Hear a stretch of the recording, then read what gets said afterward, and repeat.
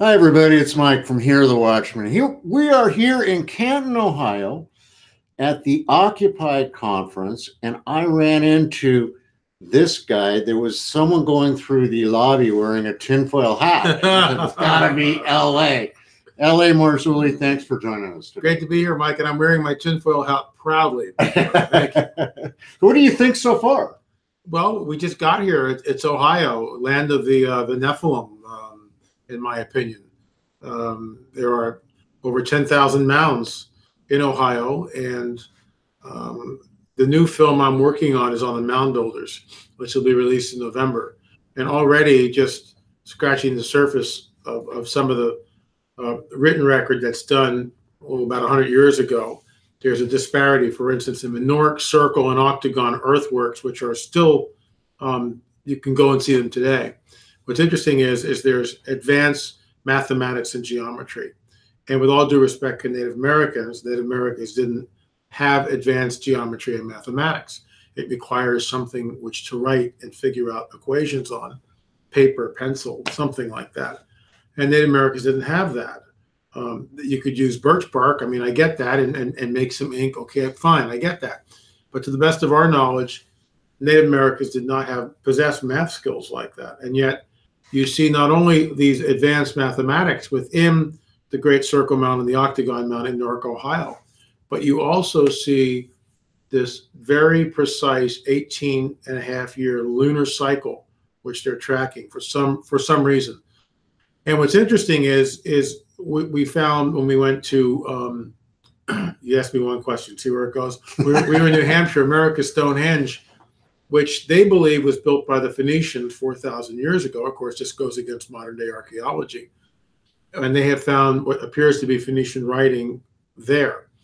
That henge, that area, America's Stonehenge, is also constructed on an 18-and-a-half-year lunar cycle. So the question is, did they arrive there and then push westward and create the mounds? You see, we don't know.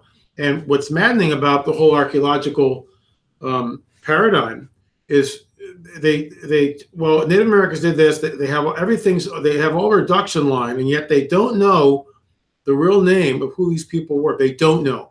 So they call them the Hopewell or the Adena. Hopewell was a farmer, and he had mounds on his property, and they found like tens of thousands of artifacts. So they named the culture after Hopewell, but they don't know who these people were. And so what they say, the standard archaeological line is, well, the Native American tribes over hundreds of years must have forgot their heritage, which is nonsense. Talk to any Native American, and they train up young people to memorize the history of the tribe. So something's not right here, and that's what the mound builders is. Interesting. Coming to you in November. Yeah, you had to ask. Yeah, I had to ask. But now I'm gonna put you on the spot because I love to anyway. I mean, we're going to talk about where we're going to have dinner tonight too here. But this morning on the Drudge Report, there was an article about a mysterious green light in Phoenix, Arizona, and a saucer-like white object that moved across. What do we make of this, and what do we need to look at when we look at these? Well, this is, I'll be talking about all of this tomorrow. And I go on at 8 o'clock in the morning. I'm an early riser, so I don't care. I'm awake and ready to go, but I hope that we have a room full of people. Who knows? But everything is connected. There's a connectivity between what happened at Fatima 101 years ago and what's happening in modernity. These are harbingers of deception. And the thing is, which I find alarming, is mainstream media like Drudge Report, like Fox News, is now releasing. It's becoming a topic of conversation. It's not for the tinfoil hat people anymore. Right. It's becoming mainstream. Right. And I find that, alarming because it's right on cue. It's basically, it's the playbook which I've been talking about for decades, literally decades, that this is the coming great deception. I wrote about this in 1999, the first book, Nephilim, which is published by Zondervan. We took the rights back. That's 20 years ago. What I mean by that is, it's 2018, but I started writing that in 90. I started researching it in like 94. Right. And then finally got published in 99. But so it's been, it's back. I go back at least 30 years in the research, and I really go back to when I was 16, involved in all this stuff, New Age and everything. So it's right on track.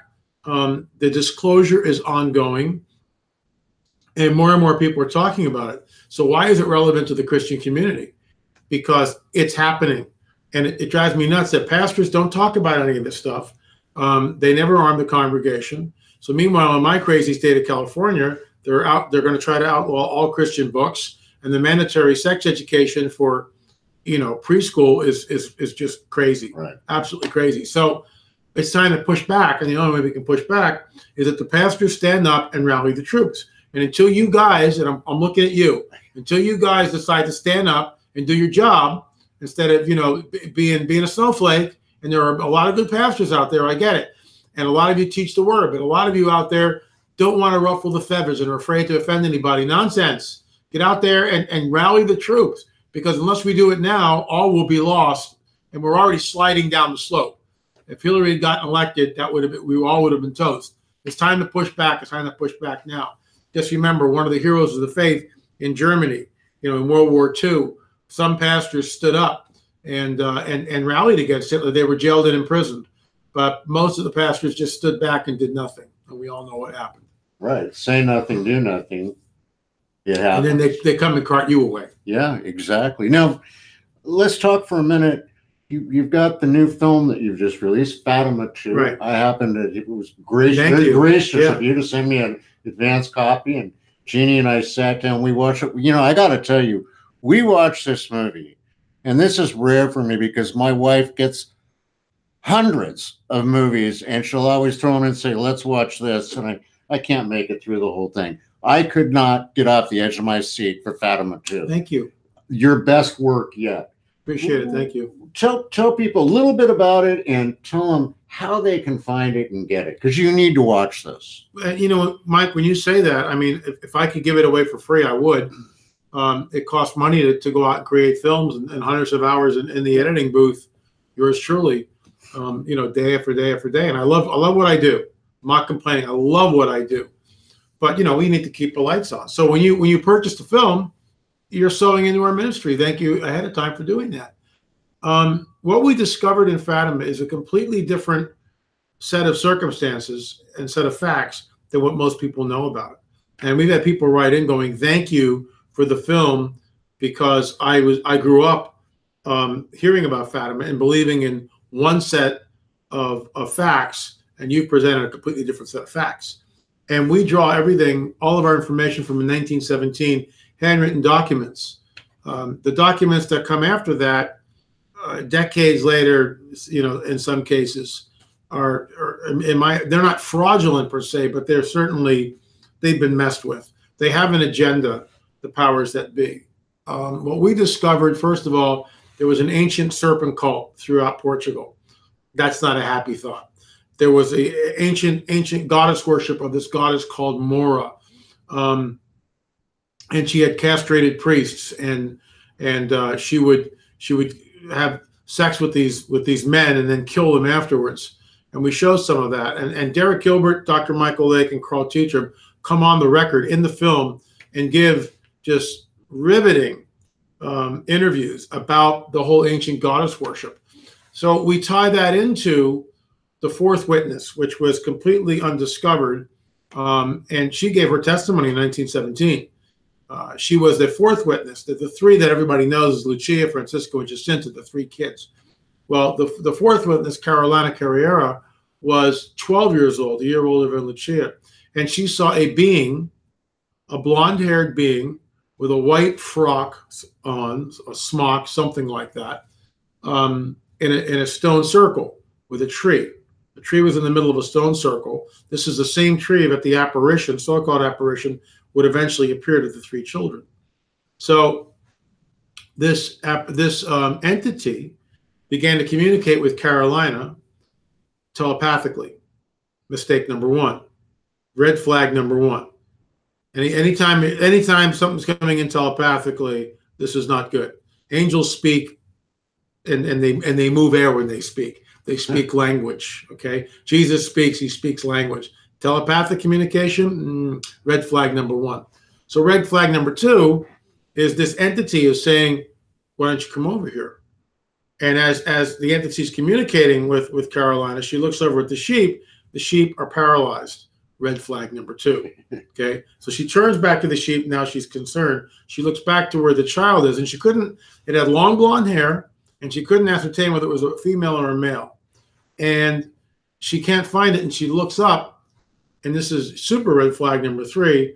The child is floating above the tree.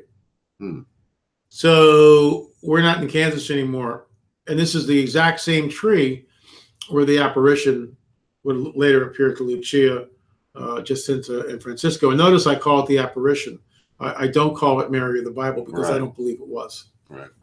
Interesting. Now, people, to get this, where do they go? LAMarzulli.net, LAMarzulli.net, or the Watchman, M-A-N, WatchmenChronicles.com.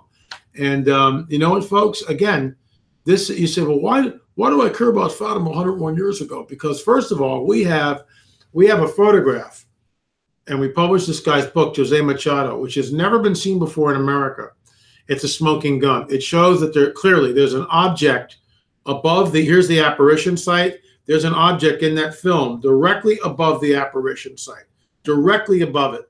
And it's a round circular object. And the reason why we know it's real is because Jose Machado is a professor of semiotics. And as a professor of semiotics, they look at film and photographer and photographs. So he got access to the sanctuary in Fatima, where these glass plates, the original glass plates from 1917, are kept. They're small. They're about, they're about like this. And these are the old cameras. You put the glass plate in, you take your picture, pull the glass plate out, put it on it. So there were 12 photographs taken during the event at Fatima. And I always wondered, well, somebody must have caught this thing on film. Never could find it until Jose Machado got in there. And they've never published a photograph.